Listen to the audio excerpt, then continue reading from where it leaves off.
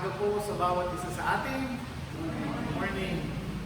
Sana naman pong araw ng linggo na atin pong lugugulin para tayo ay magpuri at magpasalamat sa atin pong Panginoon. Hinihiling ko pong tayong lahat ay tumayo bilang paggalang sa salita ng Diyos. Sa aklat po ng Isaiah chapter 64 verse 6, ganito po ang ating mababasa. Isaiah 64 verse 6 hanggang 8. But we are all as unclean thing, and all our righteousness are as filthy rags. And we all do fade as a leaf, and our iniquities like the wind have taken us away.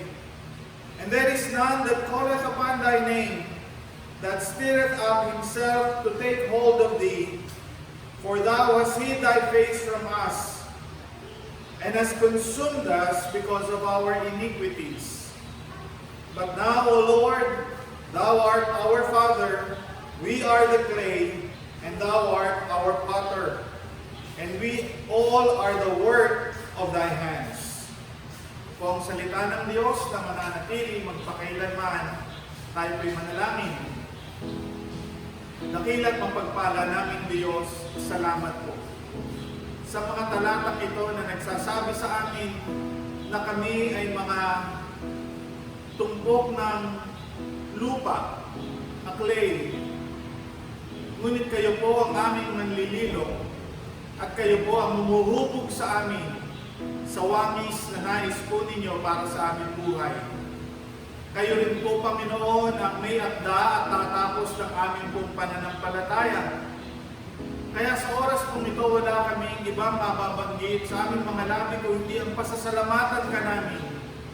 Dahil sa buong buhay namin, patuloy kang naging tapat at sapat sa lahat ng bagay sa aming pong mga pangangailangan. Maging ang mga bagay na hindi po namin hinihiling sa inyo ay inyong ipinagkakaloob. Salamat po, O Diyos. Gayon pa man, may mga bagay pa rin pong hindi mainam sa aming pananaw. May mga bagay pa kaming nagagawang pagsalungat sa inyong pong mga kalooban, pagsalungat sa inyong mga salita, mga paimbabaw na pamumuhay namin bilang mga Kristiyano. Kaya, O Diyos, humihiling po kami ng tawad. Ngunit kagaya po ng isang manlililok, hindi pa po kayo tapos sa amin. Meron pa po kayong gagawin at ipakikitang mabuting bagay para sa aming mga buhay bilang mga anak po ninyo. Kaya, O Diyos, sa oras kong ito kami nagpapasalamat at nagpupuri sa inyo dahil binigyan pa ninyo kami ng karagdagang lakas ng aming pong mga pangangatawa upang makadako sa lugar pong ito at magbigay ng papuri, pagsamba at pagkilala sa iyong mabubuting bagay na ginawa sa aming mga buhay. Salamat, Panginoong Diyos, sa aking mga kapatid na nakasama ko po ngayong umaga at sa buong maghapong ito, idinadalangin ko po ang mga kapatid na papunta pa lamang.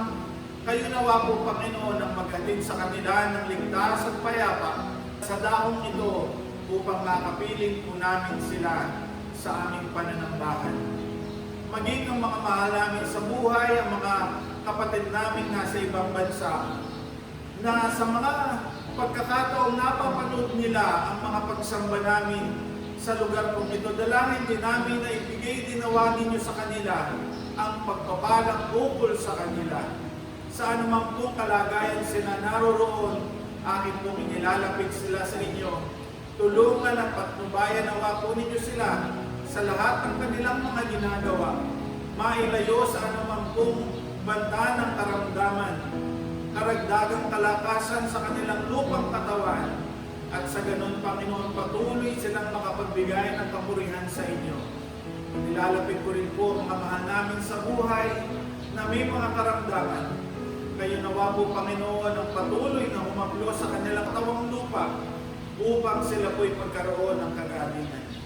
Inilalapit po namin ang aming puso't kaisipan sa oras po ito.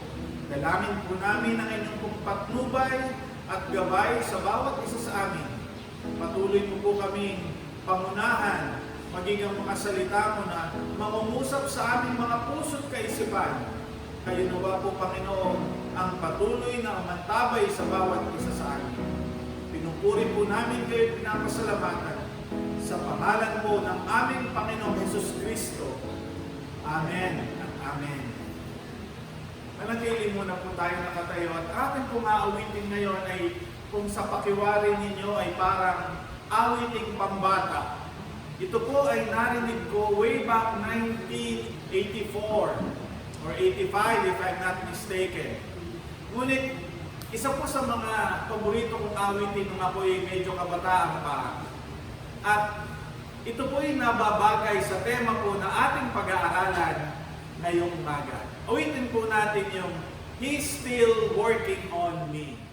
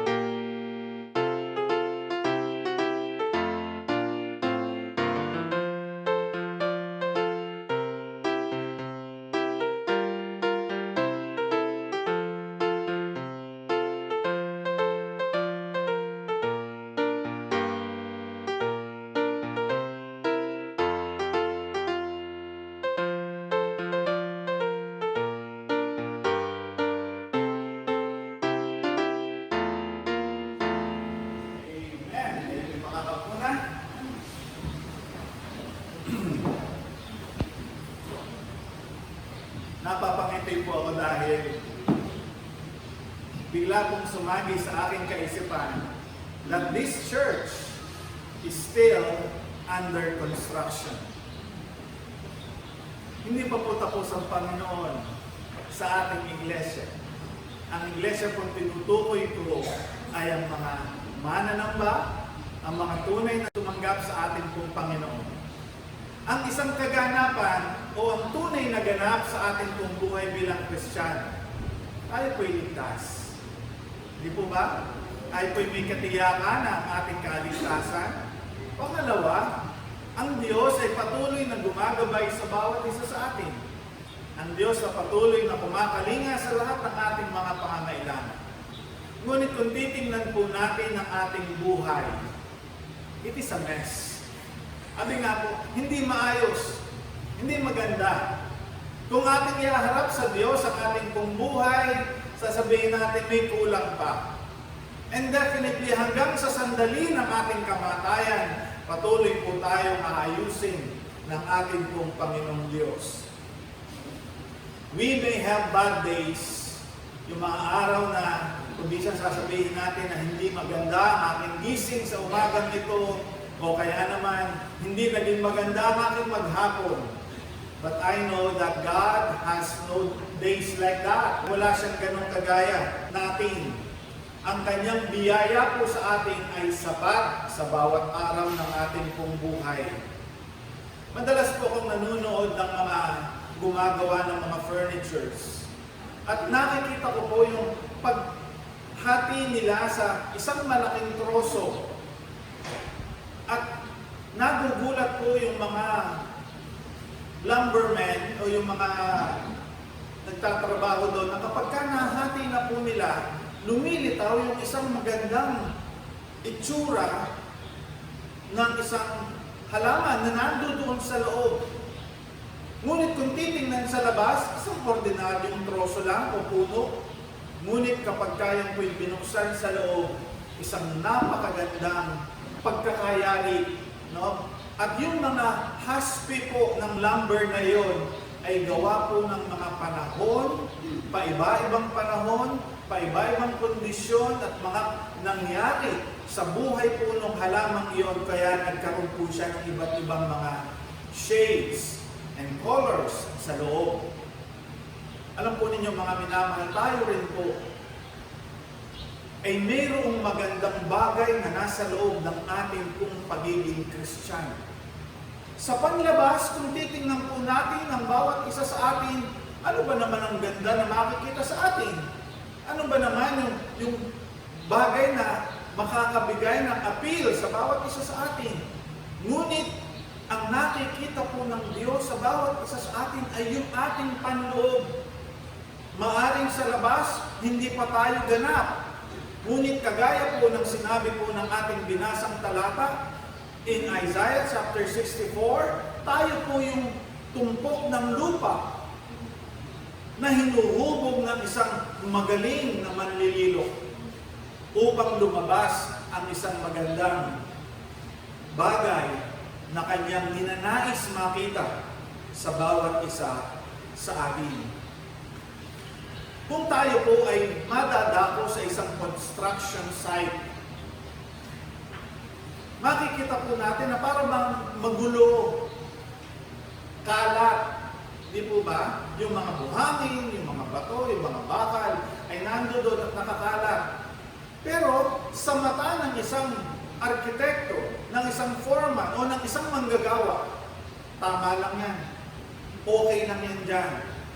It's a mess, pero para sa kanila, tama lang yung lugar niya dahil hindi pa po tapos yung kanyang ginagawa. Kung tatanungin po natin ang isang arkitekto during our time, meron kami tinatawag na per CPM. Yun po yung pinaplano na namin yung mga magiging trabaho. Kung halimbawa yun ay nakaplano for 6 months, nandoon po dun sa per CPM na yun, yung technique in planning, in controlling the time. Ano ba yung dapat mauna? Ano yung susunod? Ano yung mga materyales na kailangan nandoon para sa pagkakasunod-sunod ng paggawa? Nandoon din po yung CPM, which is a method to control cost and time. Para po kumita at magawa na nasa tama, meron pong pag-control sa costing. Sa isang kaisipan ng isang manggagawa, maayos pong lahat yan. Para sa Diyos, siya po ang ating dakilang arkitekto na alam po niya ang kanyang plano, alam po niya ang gagawin niya sa atin. Kung sa ating tingin, we are a mess. Kung sa tingin po natin, tayo parang ang pangit pa natin, hindi pa maayos ang ating buhay, marami pang drama sa bahay namin. Diba? Pero alam po ninyo mga minamahal, hindi pa po tapos ang Diyos sa bawat isa sa atin. He's still working on me. Meron pa siyang iniaayos sa ating buhay. You're not the finished product. Hindi pa tayo yung finished product. Some people try to make good of themselves. Okay lang po yun. Pero there are times ang Diyos sa kanyang dakilang plano will alter our plans. Babaguhin niya yung ating mga plano. At pagkatapos ay makikita mas tama pala. Tawag po namin doon is change order. Sabihin, itinatayo, nung makita po ng may-ari na para bang kulang pa ito, parang mas gusto ko yung ganyan. So meron pong magiging pagbabago. The same is true in our lives. Meron tayong mga plano, meron tayong gustong gawin sa ating buhay, ngunit higit na alam ng Diyos ang maganda, maayos, para sa bawat isa sa atin. Kaya nga po kung minsan, marami tayong mga kapatid, bakit nangyayari sa akin ang mga bagay na ito? Inaayos lang ng Diyos ang iyong buhay. And sometimes because of the mistakes that we have done in the past, ang Diyos ang nagsasaayos ng mga bagay na yan sa kasalukuyan. Siyempre, dahil meron na tayong itinayo, meron na tayong itinindig sa ating mga buhay na hindi naaayon sa kalooban ng Diyos, ang Kanya pong gagawin ay aalisin niya. Yung para sa Kanya ay hindi karapat-dapat at papalitan niya ng mas angkop na bagay para pagtayo ng building na yon, mas maganda. Gayon din po ang ginagawa ng Diyos sa bawat isa sa atin. We have so many flaws.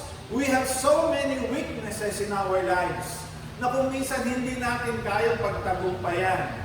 Hindi natin kayang matalo yung mga pagsubok na yon at malagi tayong natatalo based on our weaknesses.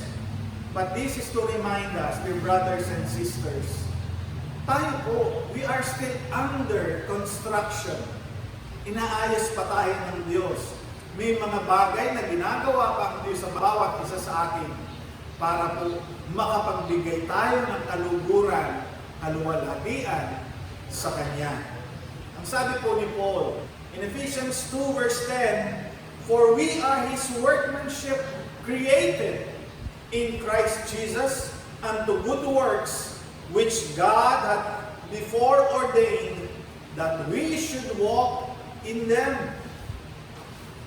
Tayo po ay Kanyang pinakamahusay na likha, pinakamahusay na gawa. Kung titingnan natin yung ating mga katabi, yan ba ang pinakamahusay na likha? Tingnan mo nga, ang dami pang mga pagkukulang. Ayos na, pero meron pang improvement na kailangan gawin. Because when we say, okay na tayo, there is no more room for improvement. But as we continue in this life, there will always be the ups and downs in life. Hindi po natin makukuha ang lahat ng gusto natin because we are still in this world. Pero dahil tayo po yung Kanyang workmanship, pinakamainam na likha at gawa, patuloy niya tayong iniaayos sa wangis na gusto niyang makita sa bawat isa sa atin. Na nilalang kay Kristo Jesus para sa mabubuting gawa na itinakda na nga ng una ng Diyos na dapat tayong magsilakan dito. Ito po ay plano na ng Diyos na makita sa atin ang ating mabuting paglakad sa mabubuting gawa dahil yun po ang akda ng Diyos sa bawat isa sa atin. We struggle in this life, totoo po yun, but we are still under construction. Nung tawagin po ng Diyos si Abraham, hindi po siya perfect. Although there is the promise, pero hindi po sila natutong mag-antay. Nagmadali po sila.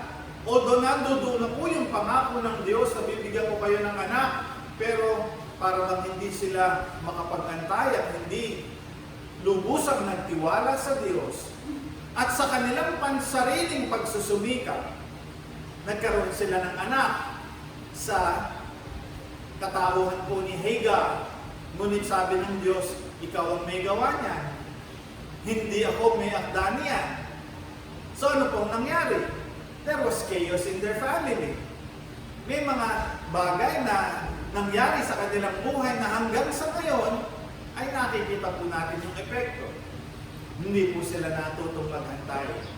May panahon po, may araw at sandali na ang Diyos ay magbibigay ng Kanyang tamang paghatol at paghusga sa atin. Kaya nga po tayo bilang mga mananampalataya, sasabi, wait on the Lord, be of good courage, and He shall strengthen thine heart. Wait, I say, on the Lord. They that wait on the Lord shall mount up with wings as eagles. They shall run and not be weary, and they shall not faint. Hindi po sila manghihina dahil natuto silang mag-antay sa Panginoon. Was Abraham perfect nung tawagin po siya ng Diyos? Hindi po. He was not perfect. Pero inayos po ng Diyos yung kanyang mga pagkakamali. Ang Diyos po'y tumatawag ng mga nilikha niya. Hindi dun sa grupo ng mga matatalino, kagaya ng mga pariseo at mga eskriba, kundi siya tumawag ng mga mangingisda na kagaya ni Pedro at ni Juan. Si Pedro, at one point, Sa buhay po ng ating Panginoon, ano po ang kanyang sinabi? Panginoon, mamamatay na muna ako bago ka mahawakan ng mga kukuha sa iyo. Di po ba? Pagtatanggol kita, Panginoon. Ando doon yung kanyang masigasig na pagtatanggol sa ating Panginoon. At ipinakita naman po niya, talagang makikipaglaban si Pedro. But a few hours later, ano po ang sabi niya doon sa mga tao kaharap niya? Hindi ko kilala yan. Hindi ko kilala yan. Sa isang sandali, siya'y magtatanggol sa ating Panginoon. Pero pagkatapos, eto naman, after a few hours, hindi ko kilala yan. Hindi po ba the character of Peter sometimes reflects our character? Hindi po ba? Kapag we are in the grupo ng mga mananampalataya, we say we are Christian. Pero kuminsan, pagdating po sa mga pagkakataon na ibang grupo na, nag-iiba na tayo ng testimony. What I'm saying, dear brothers and sisters, we're still under construction. Hindi pa tapos ang Diyos sa atin. Nakagaya ni Pedro, nakagaya ni Abraham, may mga iaayos pa ang Diyos sa ating buong buhay. Matapos itatwa ni Pedro, ng ating pong Panginoon, inayos po ng Panginoon ang kanyang buhay. Ano pong ginawa ng Panginoon kay Pedro? Kinausap po niya. Humingi siya ng confirmation. Peter, do you love me? Mahal mo ba ako, Pedro? Makaitlo pong kinonfirm ni Pedro. Mahal kita, Panginoon. Alam mo yan. Sinumbatan ba ng Panginoon? Bakit mo ko itinatwa? Sinumbatan po ba? Hindi po. Because that was a thing of the past. Alam ng Panginoong Jesus, Peter is still under construction. Hindi pa tapos ang Diyos sa kanya. So bakit mo ibubuksan yung nakaraan niya? Alam mo naman na iaayos mo rin naman. So God in the life of Peter, inayos po niya. And he became one of the pillars in the church in Jerusalem. Naging matagumpay po ang Diyos. Hinayaan po ng Diyos si Pedro na magkamali. Pero, bago po yun, binigyan siya ng babala. Ano pong sabi ng Panginoong Jesus kay Pedro? Bago tumilaok ang manok, makaitlong beses mo akong itatatwa. Siguro po nag-iisip si Pedro, bakit kaya niya sinabi yun? Because Jesus can foresee the future. Alam nga yung kinabukasan. Kaya tayo po bilang mga mananampalataya ay nagtitiwala sa Diyos ng mga bagay na nangyayari sa atin. Akda ng Diyos yan. May plano ang Diyos. Tayo lamang po ay marapat na sumunod sa kanyang kalooban. Hindi yung kalooban natin, hindi yung kagustuhan natin, kundi yung kalooban at kagustuhan ng Diyos para sa atin. Ano po ang kahihinat na noon? Ano po ang magiging bunga? Tayo po ay lalakad sa kanyang mga aral at turo na magbubunga po ng mabubuting gawa sa bawat isa sa atin. We are still under construction. If you see a brother or a sister, para bang lumalakad, hindi naman Kristiyano yan. Bakit ganyan siya maglakad? Bakit ganyan siya magsalita? Sabi po ng Scripture, huwag po natin hatulan. Hindi pa tapos ang Diyos sa Kanya. He is still under construction. Malay natin, pagdating sa langit, mas maganda pa yung bahay niya kaysa sa atin. Di po ba? Dahil ang Diyos lang po ang makahahatol sa bawat isa. As we live our lives, look at ourselves. Tingnan natin ang ating sarili. We are a mess. Sa bahay, ang daming drama. Pwedeng gawing telenovela ang mga pangyayari sa ating bahay. Di po ba? Ang daming mga sitwasyon. But then, we are still under construction. Alam po ng Diyos ang kanyang mga plano sa ating mga buhay. Alam ng Diyos ang kanyang gagawin. Maaring hindi ayon sa ating kalooban at kagustuhan, ngunit yun po ang akda at nararapat sa atin bilang mga mananampalataya. So instead of focusing on ourselves, Instead of focusing on the people around us, instead of focusing on the circumstances na nangyayari sa ating buhay, why not focus on Jesus? Why not focus on God? Na alam naman natin na mas tama ang kanyang mga panuntunan at ang kanyang mga pangarap at ang kanyang kagustuhan sa bawat isa sa atin. Dear brothers and sisters, don't go against yourself. Madalas po ang kalaban natin ay hindi ang nasa paligid natin, hindi yung mga pangyayari sa ating paligid, yung mga pangarap natin hindi nangyayari. That's not our enemies. And sometimes our enemies is ourselves. Tayo po mismo ang kalaban natin. Kasi may mga ginugusto tayo, hindi naman kalooban ng Panginoon. May pinaplano tayong hindi ayon sa kalooban ng Panginoon. Kaya po tayo ay nahihirapan. But if we only focus on God, we focus on His promises, we give ourselves time for worship, time for prayer, and time for reading God's Word, wala na po tayong panahon para tingnan ang mga nangyayari sa ating paligid. Because sooner or later, darating po ang ating Panginoon para sunduin po tayo. Baka datnan po tayo na napaka-busy natin sa mga bagay sa sanlibutan ito. Ang mainam po at magandang makita na ginagawa natin pag tayo po'y dinatnan ng Panginoon, ay tayo naglilingkod, sumasamba, nagbibigay ng papuri sa ating Panginoon. Alam po ninyo, isang dahilan kung bakit hindi nag-a-attend ng ibang mga Kristiyano, they look at themselves as a mess. Pastor, nahihiya na po ako, dami ko na pong nagawang kasalanan. Dami ko na pong ginawang desisyon sa aking buhay na hindi na po kaaya-aya, nakakahiya po. You're still under God's construction. Kung meron tayong nagawang mga pagkakamali in the past, palagay po ba ninyo, just like Peter, hindi ba aayusin ng Diyos yan kung tayo lamang ay magpapasakop sa Diyos? Kung tayo lamang ay magbibigay ng ating pong pagsamba, focusing on God and not on the things of this world.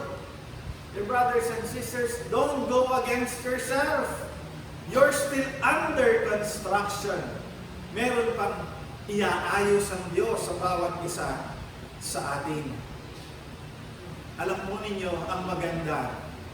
In God's blueprint, sa kanyang pagpaplano sa lahat ng bagay na ito, ang dakilang pagpapala po, kasama kayo doon. Kasama kayo sa plano ng Diyos. Kasama tayo doon sa pinlanong maganda ng Diyos para sa kanyang kaharian. Wala po kang amen? Kasama po tayo doon sa biyaya ng Diyos na yun. Sino po ba tayo? Para isama ng Diyos sa isang magandang, napakagandang plano. Sino ba tayo? Meron na ba tayong ginawa para sa Diyos? Pero may plano po ang Diyos para sa atin. Kasama na tayo sa kanyang pinlano para sa kanyang kaharian. Ano pang dahilan kung bakit inaaway mo ang iyong sarili? Kung may mga hindi pa naayayos ang Diyos sa'yo, wait! Focus on God, submit yourself to God para maayayos po niya yung mga bagay na para sa pag-aakala natin hindi naging maayos sa ating pong buhay. What happened to Peter?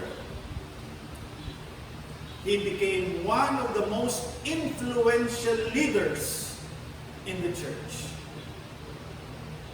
Hindi lamang po siya sa Jerusalem, ginamit ng Panginoon sa marami pang lugar.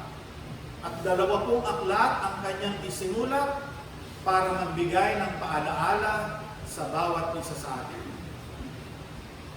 Isa po sa mga naalala ko pong talatang sinulat ni Apostol Pablo, 1 Peter 1:7, that the trial of your faith is much more precious than gold. Yung masusubok ang iyong pananampalataya ay higit pang mahalaga kaysa ginto. Bakit po naging mahalaga?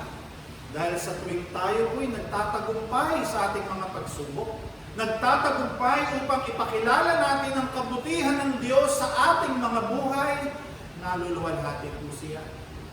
Nabibigyan po siya ng kapurihan at kinikilala ng mga di mananampalataya na tunay nga mayroong Diyos, mayroong isang tagapagligtas. Dahil nakikita po nila sa buhay ng bawat isa sa atin ang kaningningan ng kanyang mga salita. Pastor, malabo pa po yung tingin nila eh. Pag tinitingnan nila ako bilang Kristiyano, parang malabo ang tingin nila. Mukhang hindi pa ako Kristiyano sa paningin nila. Siya po'y hindi pa tapos sa atin. We are still under God's construction. Iniaayos pa po ng Diyos ang ating mga buhay. Ang tanong lamang po, gusto ba natin ipaayos ang buhay natin sa Panginoon? Eh baka naman sa sarili natin, kakayahan natin sinisikap na maiayos yan. Baka po mahirapan tayo. Pero kung ang Diyos po sa Kanya natin ilalaga at sasabihin sa Kanya, Panginoon, hindi ko po kayang ayusin ang buhay ko. I am a mess. But nevertheless, Lord, I'm offering my life to you and I give my life to you. Do unto me according to your will. Tayo po'y manalangin. Dakilang makapangyarihan naming Diyos, salamat sa iyong paalala sa amin ngayong umaga that we are still under construction. Hindi pa po kayo tapos sa amin. Kung minsan nagmamadali kami, ngunit kami po ay nandoon sa iyong dakilang plan at kailanman ay hindi po kayo late, hindi kayo advance. Tama lang po. Kaya po sa mga sandaling ito, kami nagpapasalamat at nagbibigay ng kapurihan sa inyo dahil alam namin ang biyaya ng isinama mo po kami sa iyong kaharian ay isang dakilang pagpapala. Kaya nga po, ang aming pong hiling at dalangin, gabayan po ninyo kami. Tulungan po ninyo kami sa aming paglakad bilang isang Kristiyano. Alam namin, O Diyos, na meron pa po kayong mabuting bagay na gagawin para sa amin. And as we continue to lead our lives, dalangin po namin na matuto kami magpasakop sa inyo. Thank you, Lord, for making us your workmanship. In Jesus' name we pray.